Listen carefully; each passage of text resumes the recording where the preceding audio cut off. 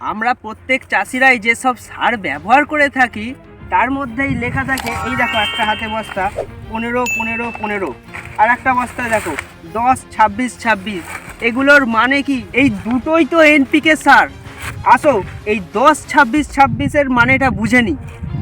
এই যে 10-26-26 এটা একটা রেশিও। এনপিকে সারের মানে কি জানো তো? নাইট্রোজেন, ফসফরাস আর পটাশিয়াম। এর মধ্যে নাইট্রোজেন কতটা, ফসফরাস কতটা আর পটাশিয়াম কতটা, এটা রেশিওটাই এখানে দেওয়া আছে। এই গোটা 50 কিলো বস্তার মধ্যে 10% নাইট্রোজেন, 26% ফসফরাস আর 26% পটাশিয়াম আছে। এবার আমি আসি কিলোতে। 50 কিলোর বস্তায় কত কিলো করে সারটা আছে?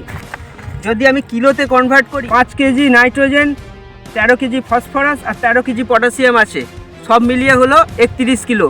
বাকি 19 কিলো তাহলে কি আছে? বাকি 19 কিলো হলো ফিলার। ফিলারটা কি কাজে লাগে জানো তো? এগুলো তো সব একটা যৌগ। এগুলো জমিতে আমি ছড়াবো কি করে?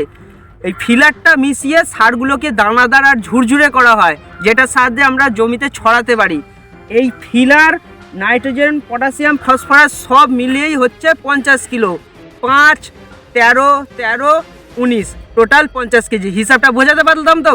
আশা করি ভবিষ্যতে যখন বস্তায় এই এনপিকে 10-26-26 অথবা আর কোনো রেশিও লেখা থাকলে তোমাদের কারো কনফিউশন হবে না।